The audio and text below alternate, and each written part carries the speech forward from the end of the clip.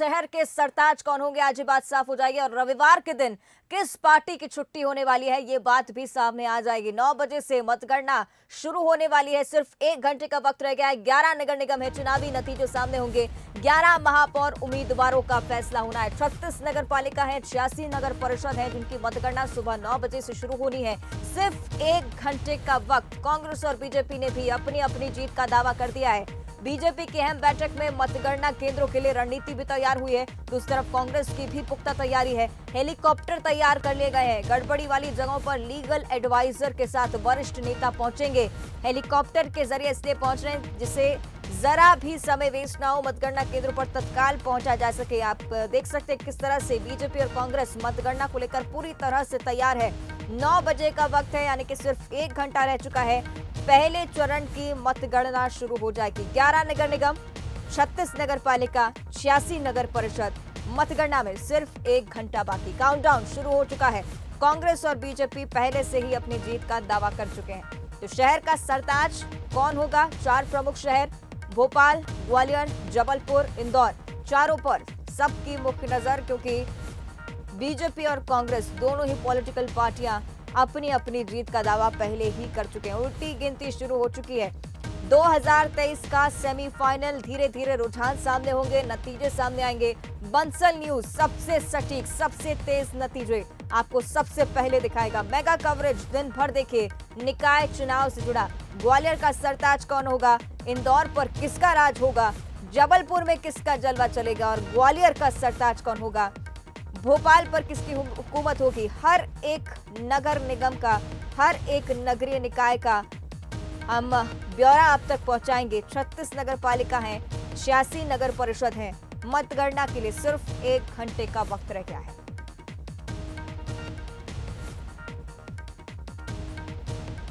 तो शहर का सरताज कौन होगा, लगातार इस बात की जानकारी भी देंगे हम।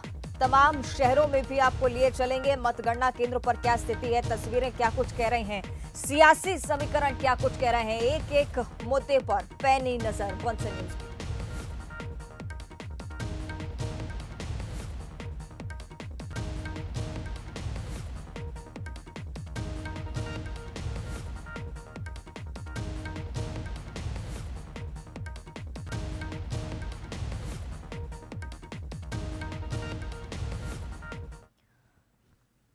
चलिए, 2 अलग अलग शहरों में आपको राजधानी भोपाल से हमारे सहयोगी सूरज शर्मा लाइव जुड़े हुए हैं, साथ ही इंदौर से सहयोगी पीयूष पारे लाइव बने हुए हैं। सबसे पहले भोपाल का हम रुख करेंगे। सूरज, मतगणना केंद्र के पास आप हैं, क्या कुछ तैयारियां, किस तरह की तस्वीरें, क्योंकि सिर्फ 1 घंटे का वक्त रह गया है।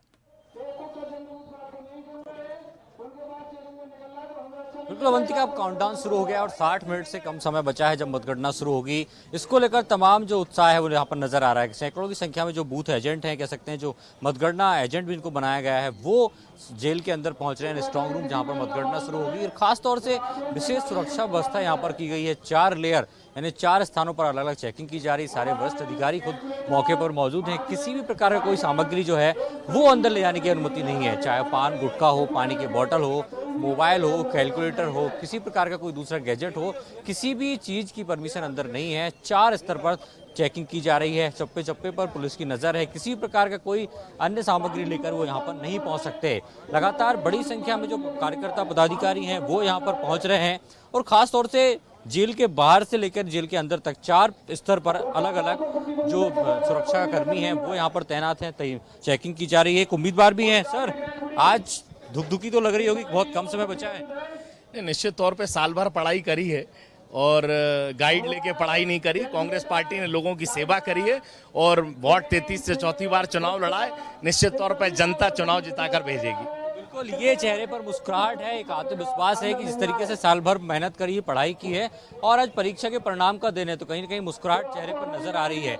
कई दावेदार हैं, चाहे पार्टी के प्रत्याशी की बात करें या महापौर प्रत्याशियों के एजेंट की बात करें, तो बड़ी संख्या में जो लोग हैं वो यहाँ पर पहुँच रहे हैं। किसी प्रकार कि कोई अन्य सामग्री ले जाने की अनुमति नहीं। यदि मैं अंदर बात करूं तो करीब 7 हाल हैं जहां पर अलग अलग काउंटिंग होना है। यदि पहले बात करें तो हाल नंबर 8 की बात करें जहां पर महापौर के डाक मतों की गणना होगी। उसके बाद हुजूर तहसील में 1 नंबर से 1 से लेकर 6 जो वार्ड हैं उनकी काउंटिंग की जाएगी। 2 नंबर हल की बात करें तो बैरागढ़ का क्षेत्र है, जहां से 7 से लेकर 21 तक के जो वार्ड है उनकी काउंटिंग की जाएगी। 3 नंबर में बात करें तो 52 से 74 तक है। 4 नंबर में 19 से 51 तक है। 5 नंबर की बात करें तो 36 से 79 तक है। 6 नंबर की बात करें तो करीब 24 से 47 तक है। और कोलार तहसील 7 नंबर वार्ड की विधानसभा की बात करें तो 80 से 85, यानी अलग अलग हॉल हैं, 7 हॉल हैं जहां पर अलग अलग वार्डों की काउंटिंग एक साथ शुरू की जाएगी। महापौर की बात करें तो 8 नंबर हॉल में वहां पर काउंटिंग होगी, पहले डाक मतपत्र की गिनती होगी, उसके बाद ईवीएम खुलेगी। तो कुल मिलाकर अब कुछ समय ही बचा है, यानी कह सकते हैं 8:05 हो गए हैं, तो 55 मिनट बाद ये तय होना शुरू हो जाएगा कि शहर का सरताज कौन बनेगा। खासतौर से भोपाल की बात करें तो 85 वार्ड हैं, जिसमें करीब 150 से 200 उम्मीदवार लड़े थे, चाहे बीजेपी की बात करें, कांग्रेस की बात करें, निर्दलीय बात करें, आम आदमी की बात करें, ओवैसी की पार्टी की बात करें, तो तमाम ऐसे प्रत्याशी हैं। 8 महापौर के लिए उम्मीदवार थे जिनके भविष्य का फैसला होना है। तो कुल मिलाकर अब अंतिम दौर की तैयारी, और यही कारण है कि सुबह से ही पिछले 1 से 1.5 घंटे से अंदर प्रवेश के लिए लोग लाइन में लगे हैं, चाहे अधिकारी कर्मचारी हो, वार्ड जो बूथ एजेंट हैं वो हो, या तमाम पदाधिकारी। तो कुल मिलाकर अब अंतिम दौर यहाँ पर चल रहा है और 9 बजे मतगणना शुरू हो जाएगी। जिला निर्वाचन अधिकारी भी यहाँ पर पहुंचे हैं, तमाम पुलिस के अधिकारी पहुंचे हैं। तो कुल मिलाकर अवंतिका अब बहुत कम समय बचा है जब मतगणना शुरू हो जाएगी। तो देखना ये होगा, उत्साह कार्यकर्ताओं में, पदाधिकारियों में काफी है। खासतौर से जो चुनाव लड़े हैं उनका भी कहना है कि साल भर तैयारी की है, परीक्षा दी और आज परिणाम है, तो इसलिए वो विश्वास भी है कि जो सेवा की है उस पर मोहर लगेगी। लेकिन अब देखना ये होगा कि जिस तरीके से आज रविवार का दिन है, तो छुट्टी के दिन कौन इस छुट्टी को खुशनुमा तरीके से एंजॉय करता है, तो कौन फिर से एक बार मायूसी लेकर तैयारी करता है कि अगले साल फिर से वो तैयारी करेगा, नहीं अगले 5 साल बाद, और फिर जनता के बीच जाएगा। तो देखना ये होगा कि जनता की मोहर किसके चेहरे पर है, किसके वादों पर है। चलिए, सिर्फ 1 घंटे का वक्त सूरज रह गया, लगातार आप बने रहेगा हमारे साथ, तस्वीरें हम तक पहुंचाते रहेगा। अब इंदौर आपको लिए चलते हैं, सहयोगी पीयूष पारे वहां से हमारे साथ लाइव जुड़े हैं। सहयोगी पीयूष पारे जो कि लगातार इंदौर पर महा कवरेज हम तक पहुंचा रहे थे। पीयूष, सियासी समीकरण आज क्या कहते हैं, पुष्यमित्र भार्गव वर्सेस संजय शुक्ला, क्योंकि दोनों ही पार्टी जीत के लिए पूरा दम भर चुकी है।